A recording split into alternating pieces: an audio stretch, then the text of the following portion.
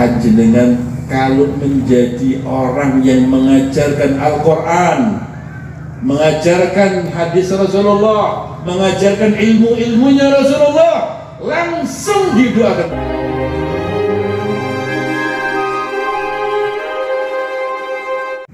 Bapak Ibu yang mulia, Al-Quran itu punya 5 hak. Berarti kewajiban kita sebagai seorang muslim terhadap hukukul Quran, haknya Al-Quran. Apa haknya Al-Quran? 1, saya dan panjenengan semuanya harus bisa membaca Al-Quran dengan benar, sesuai dengan tajwidnya, makhrajnya, ya, panjang pendeknya, sesuai dengan apa yang diajarkan oleh Rasulullah SAW. Dan untuk bisa membaca Al-Quran dengan benar itu tidak bisa otodidak. Tidak ada belajar Quran itu otodidak. Nabi Muhammad itu sealim-alimnya makhluknya Allah, sealim-alimnya sejagat raya melebihi malaikat. Nabi Muhammad itu tadarusan Quran dengan malaikat Jibril setiap Ramadan. Itu darusan Quran. Ketika beliau menjelang wafatnya, ya, tiap hari beberapa kali darusan dengan malaikat Jibril, ngaji dengan malaikat Jibril. Jadi seperti itu Bapak Ibu ya. Dan musalsal dari Nabi Muhammad sanadnya terus kepada sahabat, terus kepada tabi'in, kepada para tabi'in, terus sampai kita harus belajar untuk makharijul huruf, dan Al-Quran itu harus belajar. Maka hak Al-Quran kita harus melafadzkan, membaca Al-Quran dengan benar, itu yang pertama.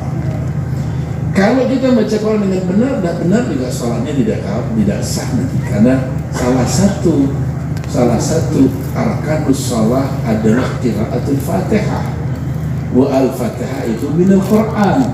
Nah, kalau kita tidak benar di dalam membaca Al-Fatihah, berarti salat kita bisa batal. Ya. Karena tidak benar kita baca Al-Fatihah. Minimal orang yang tidak bisa membaca Al-Fatihah dengan benar tidak boleh jadi imam, karena dianggap ummi. Ummi dalam ilmu fikih ini ummi.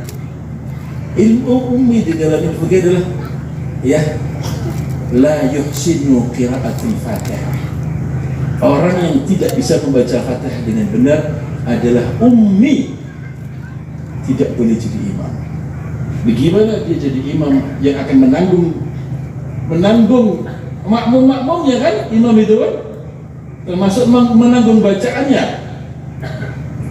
Sehingga kalau makmum masbuk, kita lihat imamnya sudah hampir ruku, Allahu Akbar, akhirnya ruku kita, jangan ikut ruku saja, supaya bisa yudrikul ruku dengan kamil, bisa mendapatkan ruku dengan sempurna, maka jangan dapat 1 rakaat. Dan baca Fatihah siapa? Oh, jangan tidak baca Fatihah. Baca Fatihahnya ditanggung imamnya. Tapi imamnya tidak bisa baca Fatihah dengan benar, tidak bisa nanggung dirinya sendiri, tidak bisa mau nanggung orang. Ya, maka harus bisa baca Quran dengan benar. Bagaimana bisa baca Fatihah dengan benar? Datang ke pondok pesantren Sentono Agung sini, ngaji Fatihah dengan Gus Muhammad Abdul Rahman. Gus, dengarkan Fatihah saya, Gus, kira-kira benar nggak saya baca Fatihah? Ngaji. Gus, saya ngaji Quran, Gus, dari awal sampai akhir, antum semak, Gus, 30 juz. Kira-kira benar nggak saya dalam melafadzkan harus baca? Hak korban pertama, membaca dengan benar. Ya. Kedua, hak Al-Quran harus bisa mengetahui makna yang ada di dalam Quran. Tidak cukup bisa membaca, harus tahu apa isinya Al-Quran. Bapak Ibu yang mulia, Al-Quran itu adalah kalamullah. Al-Quran itu adalah risalahnya Allah. Seperti Allah yang Maha Kasih Sayang, Rahman Rahim, nulis surat kepada kita, ya tulis surat kepada kita. Panjenengan itu, umpamanya jenengan di, ya umpamanya saja ada orang yang kita kasihi, ya dia kasih dengan kita, kita kasih sama dia. Tahu-tahu dia ngirim surat tidak bisa bahasa Jawa, tidak bisa bahasa Indonesia, bisa saja bahasa Arab atau bahasa Inggris. Ngirim surat kepada kita. Ya. Kira-kira panjenengan ingin tahu tidak isinya surat yang kekasih kita ini? Jenengan mesti ingin tahu. Aku bisa maca tapi ra ngerti karepe apa iki. Wong basane Madura iki, aku wong Jawa. Mesti kita akan datang kepada orang Madura. Ini terjemahkan ini. Ya. Istri saya ngomong apa ini? Karena kekasih saya ini. Kita akan kepingin tahu maknanya. Bahkan kita catat. Oh maknanya kayak gitu kita catat ya. Kau ditekan ya, saya catetin mana. Isi surat kekasih kita ini tiap malam akan kita baca. Karena ketika kita baca isi suratnya, kita akan berbahagia. Betul nggak? Nikmatnya baca surat cinta ini. Diulang-ulang. Sudah baru dibaca, turun sedikit, baca lagi. Kadang-kadang semalaman kita baca berulang-ulang. Nikmat rasa hatinya. Nah, Bapak Ibu yang mulia, kira-kira kita merasa seperti itu udah baca Quran tuh. Surat cintanya Allah kepada kita. Karena sayangnya Allah dengan kita, cintanya Allah dengan kita, rahman rahimnya Allah dengan kita, maka Allah turunkan Al-Quran untuk kita sebagai pedoman hidup. Bagaimana kita hidup yang benar, bagaimana kita hidup selamat, bagaimana kita hidup mulia, bagaimana kita hidup sukses di dunia, di kubur, di mahsyar, di dinasiat, sampai di surga berjumpa Allah Subhanahu wa taala. Jalan untuk berjumpa dengan Allah di surga, nazara ila wajhil karim, memandang wajah Allah yang mulia, jalannya adalah Al-Quran. Bagaimana kita tahu jalannya Al-Quran? Kalau kululan panjenengan saya dan kita panjenengan ini tidak tahu isinya Quran, bagaimana kita akan bisa jalan dengan benar kalau kita tidak tahu isinya Quran? Wajib kita tahu isinya Quran, supaya dalam isi Quran itu ada perintah, kita tahu untuk menjalankan perintah, ada larangan supaya kita bisa meninggalkan larangan, sehingga kita akan selamat. Bapak Ibu yang mulia, panjenengan nih suka enggak kalau diberi mobil Fortuner baru? Suka enggak?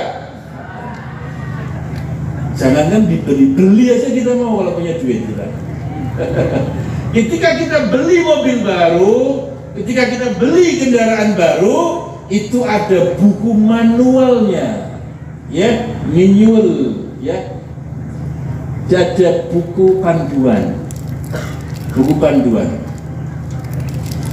Buku panduan itu kita harus baca supaya kita mengenal mobil baru ini.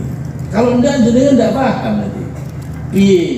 Ini kalau mobil Jepang sih gampang. Coba kalau jenengan beli mobil Eropa, ya, beli Mercy baru gitu, bingung jenengan. Beli Mercy, ya, S500 mau, beli S500. Macam-macam di sini. Ini apa yang di sini? Tombol-tombolnya kayak pesawat, banyak macam-macam. Harus dengan baca, mengenal ini untuk apa, ini untuk apa, untuk apa, untuk apa. Karena itu elektrik semua lah. Bapak Ibu yang mulia, kalau kita tidak membaca, kita tidak akan bisa mengoperasionalkan daripada ini dengan baik. Bisa rusak. Nah, bagaimana kita akan bisa hidup dengan baik kalau kita tidak tahu buku operasional kita, di buku manual kita di Quran? Tak bisa hidup dengan betul-betul. Maka wajib kita tahu Al-Quran. Bagaimana kita tahu Al-Quran? Ya belajar. Sebagaimana tadi tahu untuk menghafal melafaz Quran dengan belajar, tahu maknanya Quran harus belajar. Minimal lah. Sekarang minimal dulu.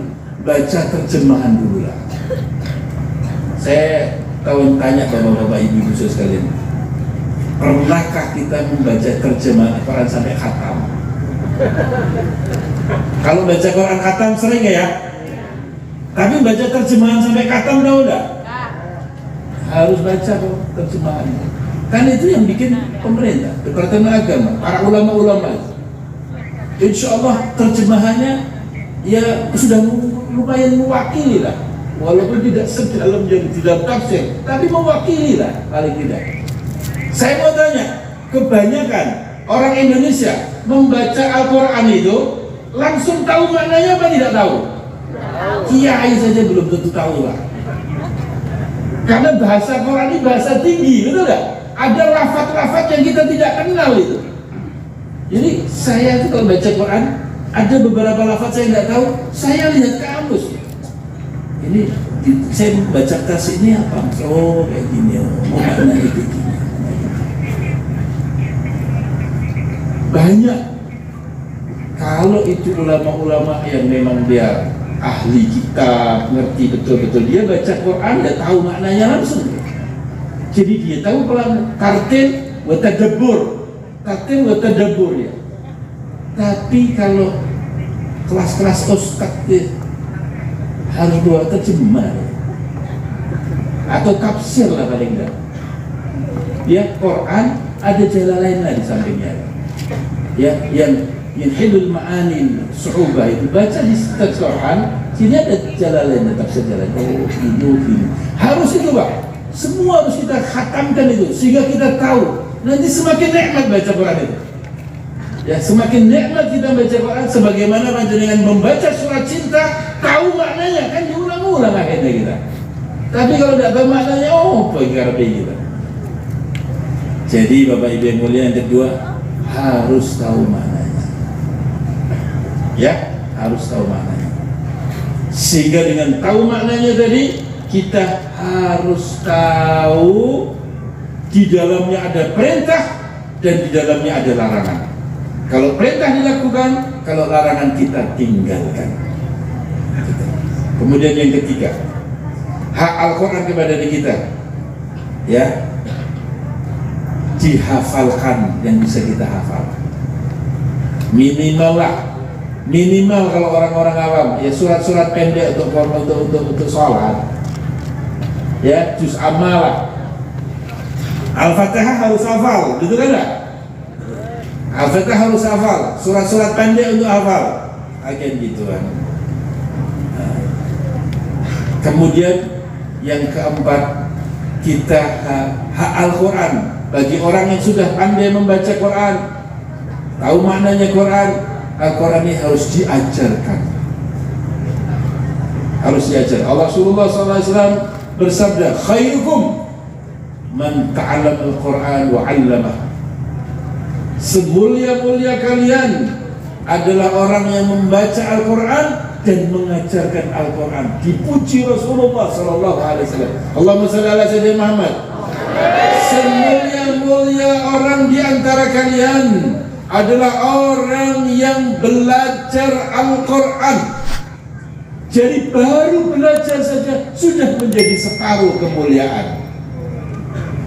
Jadi santri-santri ini yang belajar Quran, mereka adalah orang-orang yang mendapatkan separuh kemuliaan. Khairukum man ta'allama al-Quran. Kalau mau mendapatkan separuh berikutnya, wa 'allamahu, kemudian mengajarkan. Wes ngerti, belajar, kemudian dia ngerti, kemudian diajarkan. Buka pesantren, buka madrasah, buka majelis, buka pengajian, mengajarkan Quran, mengajarkan ma'ani Quran, mengajarkan tafsir Quran. Maka sudah belajar Quran, kemudian mengajarkan Al-Quran, mendapatkan gelar khairukum, semulia-mulia orang di antara kalian. Siapa yang memberi syahadah? Siapa yang memberi sertifikat? Kanjeng Nabi Muhammad. Jangan bain-bain, jangan disepelekin. Sertifikatnya Rasulullah ini, ijazahnya Rasulullah, pengakuannya Rasulullah. Orang yang mulia di antara kalian, semulia-mulia orang di antara kalian adalah orang yang belajar Al-Quran dan mengajarkannya. Itu nanti akan terpakai dalam kuburan, Pak. Ketika kita dalam kuburan, panjenengan mendapatkan gelar ini, khairukum man ta'allama al-Quran wa 'allamah. Jenengan seperti itu, apa jadinya Bapak Ibu? Quran itu datang memberi syafaat. Malaikat mungkar nakir mau bertanya, Quran jaga panjenengan. Ini orang yang jaga saya dulu di dunia. Mau apa kalau malaikat? Takut malaikat. Kalamullah. Ya terjasad. Rasulullah yang bersabda. Ya terjasad Al-Quran. Memujuk Quran itu sebagaimana makhluk berada di atas kepalanya orang itu. Nama menjaga daripada siksaan malaikat, nuntun daripada pertanyaan-pertanyaan malaikat itu, Quran itu. Kemudian nanti ketika di kuburan bangkit, di alam barzakh, di alam kebangkitan, alamul ba'tsah, Quran itu yang jasad tuh, nanti orang diganti. Ya, yuhajani sahibihima, makan menjadi hujah kepada orang. Itu aja nanti diganti oleh Quran. Diganti kemana? Diganti ke surga. Al-Quran gandeng kita untuk dibawa kita ke surga, karena dulu kita menjaga Quran. Dan hebatnya Bapak Ibu, orang ahlul Quran yang belajar Quran dan mengajarkan Quran itu dijaga sama Allah sampai jasadnya saja tidak akan dimakan cacing-cacing tanah. Kafannya utuh ila yaumil qiyamah, jasadnya utuh ila yaumil qiyamah. Siapa yang jaga? Quran jaga dia. Karena Quran mendarah daging dalam diri. Selalu baca Quran, selalu mengajarkan Quran, itu merasuk dalam seluruh sel-sel tubuhnya. Bukan saja tubuhnya saja, yang nempel tubuhnya itu kan jaga juga. Kena vibrasi dari tubuhnya orang ini. Nyata apa tidak itu bapak-bapak itu? Nyata itu. Kalau tidak percaya itu, orang-orang yang ahli Quran dibongkar kalau dipindah, tutup itu saja. Ratusan tahun, 100 tahun, 1000 tahun, tutup itu. Beberapa hari yang waktu lalu saya ziarah di Yordania, menziarahi sahabat Rasulullah yang meninggal dunia di Mekah. Di antaranya Sayyidina Ja'far bin Abi Thalib, Sayyidina Abdullah bin Rawahah, ya, kemudian Sayyidina Zaid bin Harithah dan 70 syuhada yang lain. Ketika kurang dari 100 tahun yang lalu, jasadnya sahabat ahlul Quran ini, ya, ahlul mahabbatu bi Rasulillah, terjadi banjir.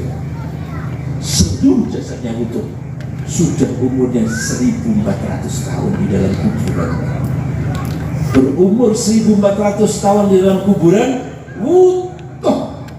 Bahkan ada darahnya yang masih basah, tidak kering itu darahnya. Jasadnya utuh, pakaian yang dipakai utuh, semuanya utuh. Didatangkan ulama dari Yaman, didatangkan ulama dari Saudi, didatangkan ulama dari Mesir, didatangkan ulama dari berbagai untuk menyaksikan jasadnya sahabat-sahabat yang utuh. Allahumma sholli ala sayyidina Muhammad. Sebagai apa? Sebagai tanda kebenaran Islam, sebagai tanda kebenaran Rasulullah, sebagai tanda kebenaran Quran. Ya, secara akal susah diterima. Kok jasad daging ribuan tahun tidak busuk, tidak hancur, tidak dimakan cacing-cacing tanah. Dan banyak itu kiai-kiai ya, ketika dipindahkan utuh jasadnya, utuh kafannya. Kenapa? Quran jaga dia. Sebagaimana Al-Quran itu langgeng, Al-Quran itu langgeng bapak-bapak ibu-ibu semuanya. Orang ahlu Quran dilanggengkan oleh Allah barokahnya Quran. Maka jadilah ahlul Quran. Ya, kalau kita belum jadi Al-Quran, minimal jadilah putra kita ahlul Quran. Jadilah cucu kita ahlul Quran. Ya, atau biayailah ahlul Quran. Biayai madrasah-madrasah, pesantren-pesantren yang di dalamnya itu mengurusi Quran. Ahlu sunnah wal jamaah saya nyumbang. Ini tuh Quran ini. Nah, gitu Bapak Ibu. Kemudian yang terakhir apa? Yang terakhir setelah mengajarkan, kemudian yang sebelum mengajar mengamalkan untuk dirinya, diamalkan Al-Quran, dilaksanakan Al-Quran, kemudian diajarkan dalam kehidupan manusia. Ya, Bapak Ibu yang mulia, orang-orang yang mengajarkan Al-Quran, orang-orang yang mengajarkan Al-Quran adalah dia sebagai khalifatul Rasulullah. Orang yang menjadi khalifatul Rasulullah, maka orang itu didoakan langsung oleh Rasulullah. Bapak Ibu yang mulia, pengen enggak kita didoakan Rasulullah? Ini kadang-kadang ada kiai keramat, ada kiai keramat, atau ada habib keramat. Orang itu rebutan. Habib Umar bin Hafid, saya kalau setiap tahun Habib Umar datang, mesti saya ngawal beliau. Ya sudah puluhan tahun, kemana saja Habib Umar datang, saya mesti ikut di belakangnya dia. Sejak tahun 1998 sampai terakhir 2019, sebelum corona, di mana Habib Umar datang dari sejak tahun 98 sampai 2012, saya mesti ada. Karena keramatnya Habib Umar, di mana-mana beliau datang, ribuan orang kepingin salaman, ribuan orang kepingin minta air, ribuan orang kepingin didoakan. Padahal beliau adalah cucunya Rasulullah. Ya, dapat percikan dari cahayanya Rasulullah. Kira-kira bagaimana lo kakeknya Habib Umar, Rasulullah sendiri? Gimana? Mustajabud doa. Nabi Muhammad SAW mustajabud doa. Allahumma shalli ala sayyidina Muhammad. Habibullah, Sayyidul Mursalin. Ya, Bapak Ibu yang mulia, panjenengan kalau menjadi orang yang mengajarkan Al-Quran, mengajarkan hadis Rasulullah, mengajarkan ilmu-ilmunya Rasulullah, langsung didoakan Rasulullah. Satu ketika Rasulullah berjalan dengan Sayyidina Ali bin Abi Thalib, menantunya dan sepupunya. Ya, Sayyidina Ali, menantu tercinta dan sepupu tercinta. Masuklah Rasulullah dalam ruangan. Kemudian Rasulullah mengangkat tangannya tinggi-tinggi ke kiblat. Kemudian beliau berdoa, Allahumma arham khulafai, Allahumma arham khulafai, Allahumma arham khulafai. Ya Allah, rahmatilah para pengganti-penggantiku. Ya Allah, rahmatilah para pengganti-penggantiku. 3 kali. Sayyidina Ali bin Abi Thalib cerdas bertanya, "Waman khulafauka ya Rasulullah?" Siapa pengganti-penggantimu menurut engkau? Saya. Unasun ya'tuna min ba'di yarwina ahadithi wa sunnati wa yu'allimahan nas. Orang yang datang setelah aku, manusia kata dia, manusia yang datang setelah kita ini semuanya nih, datang setelah Rasulullah, mempelajari hadis-hadisku. Hadis-hadis itu maksudnya apa? Hadis-hadis itu adalah ilmu-ilmu Rasul, ya di Quran, ya di sunnahnya, ya di fikihnya, itu ilmu-ilmu Rasul. Wa sunnati, apa sunnati? Mawaqif. Sunnatul mawaqif, apa? Sikap. Jadi ada hadis yang sifatnya adalah ilmu yang ada dalam Quran, yang ada di hadis, yang ada di syariat Islam, ya, rukun Islam, rukun iman, rukun ihsan. Ya, kemudian mawaqif sunnati, mawaqif alaikum bi sunnati wa sunnatul khulafaur rasyidin mahdiyyin haddu alaihi bin nawajib. Sunnah adalah sikapnya Nabi Muhammad di dalam menghadapi berbagai macam persoalan. Ya, Rasulullah kan punya persoalan, Khulafaur Rasyidin kan juga punya persoalan, fitnah-fitnah yang terjadi zaman beliau. Maka bagaimana Rasulullah menghadapi fitnah? Belajar itu dan dipegang itu caranya itu namanya sunnah. Mengajarkan itu kepada orang lain, itulah khulafa saya. Belajar hadis, belajar Quran, belajar syariat, belajar mawaqif sikap saya dalam menghadapi berbagai permasalahan, kemudian mengajarkan kepada orang lain, itu khulafa saya. Saya doakan dapat rahmat. Bapak Ibu yang mulia, rahmat itu apa? Rahmat Allah. Ya Rasulullah, Allahumma arham, ya Allah rahmati. Apa itu rahmat? Semua anugerah Allah, Semua pemberian Allah, wujudnya apapun juga, zahir batin, dunia dan akhirat, itu adalah rahmatnya Allah. Berarti Rasulullah itu mendoakan yashmul syamil kamil. Semua yang kita hajatkan dunia akhirat dapat doa itu masuk. Dengan punya keturunan yang saleh dan salehah, bagian dari rahmatnya Allah dapat kita. Dengan dapat harta benda yang barakah, apa? Aja dengan kepingin aman, tentram, ayam, hidayah, sukses, dapat. Oh, kepingin husnul khatimah, bagian dari rahmat, dapat husnul khatimah. Pengen bebas dari siksa kubur, bagian dari rahmat, oh dapat. Mahsyar, sirat, surga, masuk firdaus, bagian dari rahmatnya Allah. Bebas dari neraka, bagian dari rahmat, dapat. Jadi Rasulullah doakan itu total dunia akhirat, zahir dan batin, sampai keturunan 7 kita doakan Nabi Muhammad. Karena baik itu orang hebat, dulu adalah penggantinya Rasulullah, dipensiun oleh Rasulullah, dirinya, istrinya, keluarganya. Kenapa? Karena dia berjasa. Mudah-mudahan semuanya berjasa seperti itu.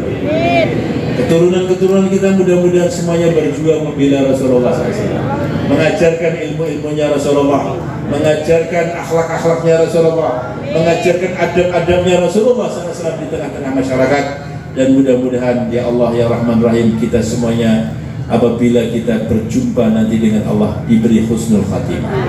Ya Allah ya Rahman ya Rahim ya Hayyu ya Qayyum ya Dzal Jalali Ikram ya Arhamar Rahimin, nas'aluka al-'afwa wal afiyah wal mu'afata da'ima fid dini wad dunya wal akhirah. Allahumma inna nas'aluka mujibati rahmatik wa azaima maghfiratik wal ghanimata min kulli birrin was salamata min kulli idhin, la taj'alna dhanban illa ghafarta wa la hamman illa farajta wa la daynan illa qadaita wa la maridan illa shafaita wa la jahilan illa 'allamta wa la dhiqan illa wasa'ta wa la mautan illa rahimta wa la hajatan min hawaijid dunya wal akhirah ya laka ridan wa la fi'sala illa qadaitaha wa yassartaha ya rabbal alamin. Ya Allah ya Rahman ya Rahim ya Hayyu ya Qayyum, Allahumma inna nabatu ni'matik fala taj'alna hasada nikmatik. Allahumma la tahrimna khaira ma indaka li syarri ma indana fadlan wa ihsana. Allahumma inna nas'aluka min kulli khairin ahata bihiluka fid dini wad dunya wal akhirah wa na'udzu bika min kulli syarrin ahata bihiluka fid dini wad dunya wal akhirah ya malikat dini wad dunya wal akhirah. Allahumma ij'al hadzal mahad sultana agung Abdul Darul Rahman min abrakul mahadil ummah wa min manfa'at ma'anfa'id mahadil ummah. Insyaallah akhruj ya Allah takharuj min hadal mahad jami'al tulab min al-nujaba min al-adqiya min al-ulama'ul amilin min al-awliya'us salihin hudatul muhtadin. Doa ya Rabbal Alamin ila Rabbil Alamin. Allahumma akhruj min hadhal mahad insyaallah min as-salihin was salihat muntashir fil alam yakunu hadhal mahad insyaallah manba'ul akhlaqul karimah, manba'ul ulumun nafi'ah, manba'ul tahfidul Qur'anil azim, manba'u min anwarul Muhammadiyah, anwarul Quran, anwarul Nabi sallallahu alaihi wasallam aina kana ya Rabbal Alamin. Allahumma ij'al al-qa'imina li hadzal mahad al-mudarrisina fil mahad wa musa'idina li hadzal mahad yu'tihim as-sihha wal afiyah, yu'tihim tul umur fi ta'atillah, yu'tihim insyaallah arzaqan katsiratan mubarakatan manfa'atan fid dini wad dunya wal akhirah ya Rabbal yashmulna wal hadirin min al-khair ad-dunya wal akhirah. Allahumma arham mautana wa khasatan Kiai Abdul Rahman wa Kiai Haji Muhammad Ihsan wa Gus Muhammad Abdul Rahim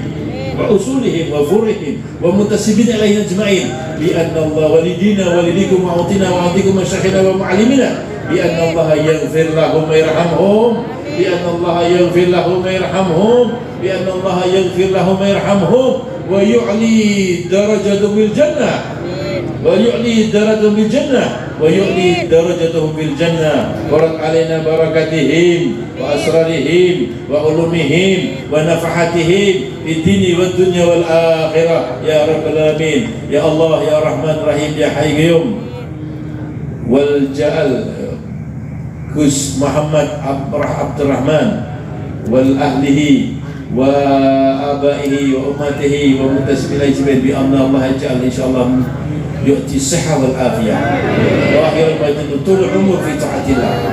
Allah yutul umurhum fi ta'atillah ya rabbal alamin, yuqimuna li hadzal mahad ar-rahman bi ahsanil qiyam ya rabbal alamin, kalama qad fa'alu abaihim wal ajdadihim min al khairat dunya wa din ya rabbal alamin. Sahlah wal jamalah fi jami' umurihim, yu'tihim sahlah wal jamalah fi jami' yub'ad insyaallah liman qama li hadzal mahad wal Gus Muhammad Abdurrahman wa usarihi wa ahli baitihi jami'u syarrul fitan wa mihan wal amrad wal asqam wal waba' ma dhahara minha wa ma batan waslih lana sya'nana kullahu bi rahmatika ya arhamar rahimin.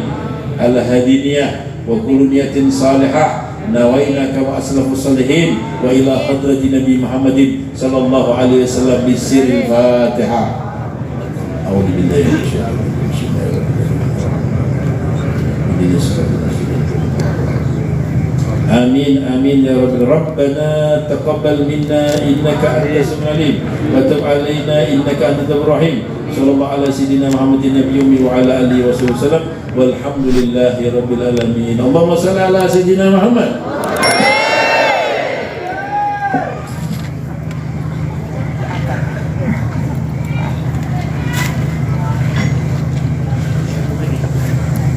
Selanjutnya dimohon dengan